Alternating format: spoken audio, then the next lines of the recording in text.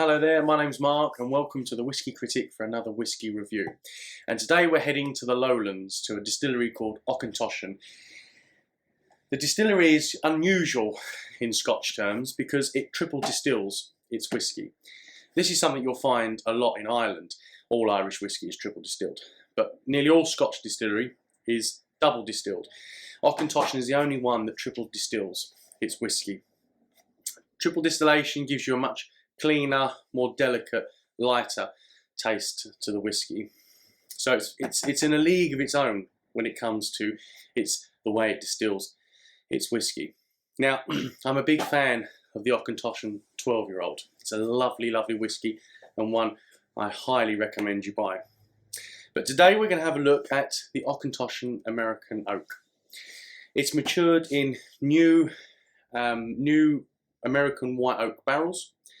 So it gives it that more bourbon type flavour. So let's see how it goes.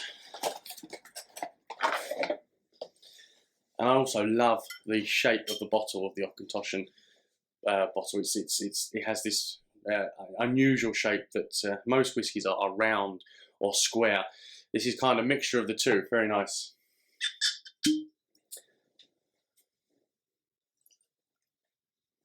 Okay.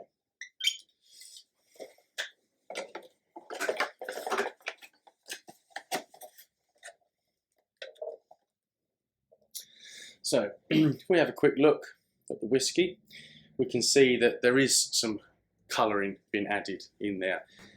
A brief look at the whisky, and I'm pretty sure that it's been chill filtered. It's bottled at 40%, which gives me a clue in itself. Quite a nice body on it. So let's see how it goes on the nose. So the second you put this one to your nose, you're hit with a burst of a burst of vanilla, which stems back from the wood that it's matured in. American white oak gives you a more vanilla-y, sort of very sweet flavour to the whisky, where European oak is a lot more bitter. And this really hits you the second it goes to your nose. Very sweet, very chocolatey. The vanilla is very, very strong. There's not much smoke in there.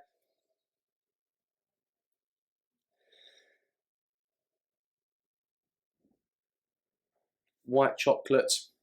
It has a toffee notes as well to it. So on the palate,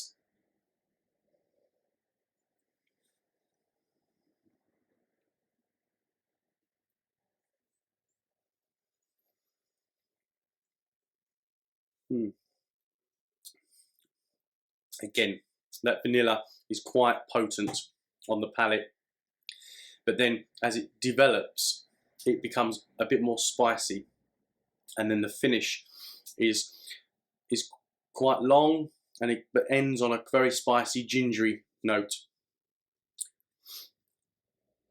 It says on the box, it describes it as citrusy, fresh fruit. I think there is some hint of citrus in the development as we go into the finish, but on the nose, I'm not really getting that. I wouldn't add water to this whisky. I've tried it with a bit of water, and it really does bring through the vanilla. That makes the vanilla a lot more potent. It's a very sweet whisky. If I was to blind taste this, I would have said it was probably a bourbon rather than a Scotch. So if you're a Scotch drinker or a single malt drinker and you want to get into your bourbon, then I highly recommend this whisky because it's somewhere between the two. If you're someone who doesn't particularly like bourbon, you're not going to get on with this whisky very much. And equally, if you're someone that likes the 12-year-old Auchentoshan, I think you're going to find this a little bit disappointing, if I'm honest.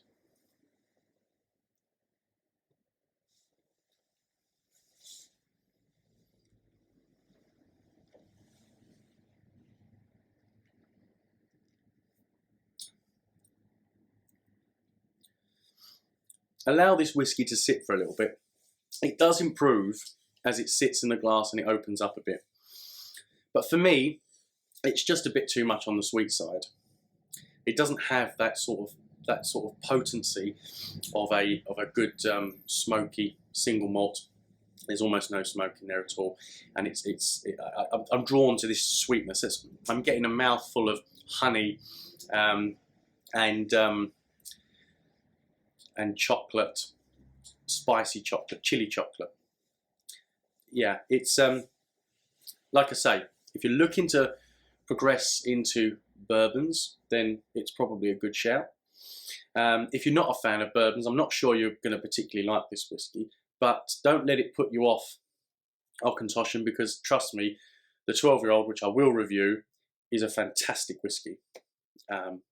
So based on the fact that it's a little bit too sweet for me, I'm going to give this one 2.5 stars.